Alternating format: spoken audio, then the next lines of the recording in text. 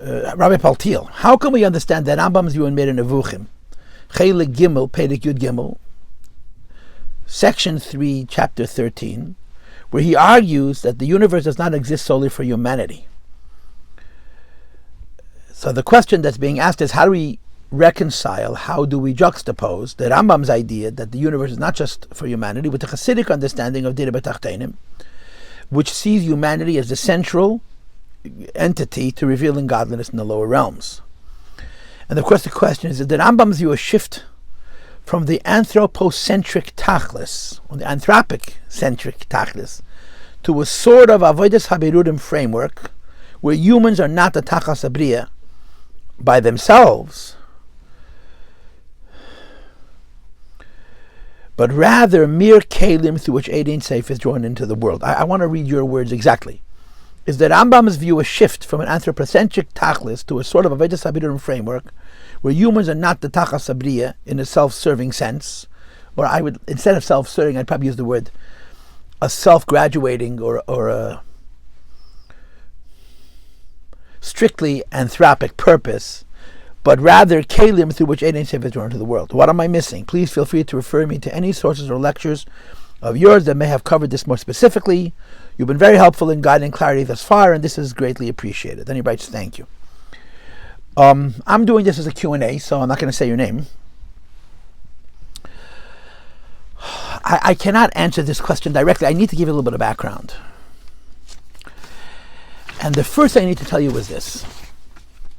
I don't encourage people to learn Moreh Nevuchim. Not so much because the Moreh Nevuchim is a problem, but because people are a problem. To learn the Moreh Nevuchim, you have to be very, very dedicated. You can't read it. You have to study it intently and intensely, and you have to be very focused. The Rambam did not write an easy book. He just wrote a book that reads easy, but it's a very, very deep book. And I find that people read it casually, and they sort of think they've figured it out, and they just, besides for the fact that there's all kinds of questions that the Moreh Nevuchim raises vis-a-vis Chassidus, they simply do not give him the respect that he deserves to learn him with the earnestness and dedication that the Moreh Nevuchim should be learned. So I really don't encourage people to learn it. Although in the Sichos, the rebbe seems to call the Moreh Nevuchim Shava L'chol Nefesh, although historically it's a very controversial thing. The most important thing about learning Moreh Nevuchim is you cannot learn Moreh Nevuchim as a corollary. You cannot learn Moreh Nevuchim and compare it to any other body of knowledge. You have to learn it as a body unto itself. If you choose to learn Moreh Nevuchim, you're learning only Moreh Nevuchim. You want to get into the Rambam's head, you want to understand how he thinks, what his philosophy is, what the foundational ideas of his philosophy are, what the axioms that precede his philosophy is, and learn it as an entity unto itself. If you complete learning the Moreh Nevuchim, and you've learned it thoroughly enough that you have a sense of how he thinks, you can first begin the exercise of trying to juxtapose it, to compare it and contrast it with other Chalkei HaTorah. And of course they're different. They're different for foundational reasons, for fundamental reasons, and they're also different for secondary reasons. In other words, differences of opinion. But it's a terrible error to learn every Perek of Moreh Nevuchim and say, well, what does Chassidus say and how does that work? You have to assume that the Rambam is going to say something different than everything, and he does. Because the Rambam is in the box of philosophy, and Chassidus is outside the box of philosophy. They're two very, very different systems of logic with very different criteria. Okay? So that's the first thing. You have to learn the Rambam by itself. You can learn Chassidus and learn Rambam, but you can't compare them until you've learned enough of the Rambam to know how he thinks and to assume that he thinks differently than the Maimorim, and then you could perhaps attempt to compare and contrast what says in Moreh Nevuchim to Chassidus, although that itself may end up with so much confusion that it may not even be worth it. Now, as far as the point you're raising, there's two separate questions. The first question is, what's the purpose of creation?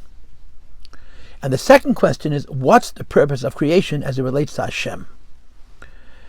And that's really the biggest difference between the Rambam and Chassidus. Because the Rambam does not really hold that the purpose of creation serves Hashem. The Rambam holds that the purpose of creation serves the creation.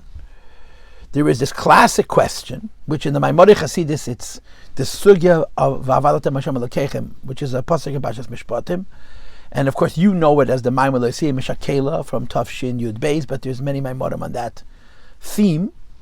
where the Rebbe raises a question that's found in the Sefer Avodas HaKodesh, which is called Avodah Tzorech Gavoya. An Avodah Tzorech Gavoya is a Hebrew phrase which can either be written with a question mark or as a statement. The statement of Avodah Tzorech Gavoya you can find in the Ramban. That's how far back it goes in Parshas Tetzaveh someplace. But of course in Kabbalah it becomes a big issue. And the philosophers, that means people like the Rambam, would say those three words, B'tmiya Avodah Tzorech Gavoya, the work we do matters to Hashem. And that question is a rhetoric. It's not a question that has an answer. It's a question that remains a fact. They would bring the Maimorei Chazal that say to God it makes no difference. And they would argue, based on the principles that you see in some schools of thought in Musar, the whole creation is only for us.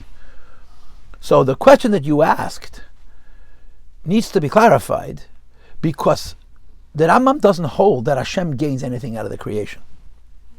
The Rambam holds that the creation gains something out of the creation. And he created it because he wants to be kind.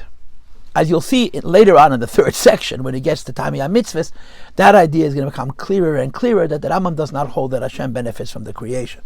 So the difference between the Rambam and Chassidus is not just what's the purpose, but whether there is a purpose vis-a-vis God.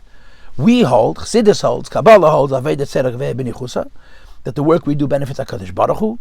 And in Kabbalah, Avodah Tzorech Gavoya means Atzilus, it means Elokus, not Elokah. And Chassidus would take it a step further and say Avodah Tzorech Gavoya means even Atzmus. Even Hashem himself benefits from our mitzvahs, although you can't explain that logically, you can only explain that on a level which is above logic. So the difference between the Rambam's concept of the purpose and our concept of the purpose is not just what's the purpose is, but who does the purpose serve? In the Rambam's world, the purpose of creation serves the creation. That's it. In Chassidus' purpose, worldview, the purpose of creation serves Hashem. So therefore, a little bit your question is apples and oranges. Chassidus is speaking about B'tachtenim for Hashem. The Rambam is speaking of the purpose of creation, and he's including more than people in that purpose. And I'm going to explain to you soon what the Rambam holds, and you'll realize that it's not as broad as you think. It's actually quite narrow, predicated on the presumption that the purpose of creation is for the creation and not for the creator. I'm going to stop, and I'm going to make a second segment for this Q&A.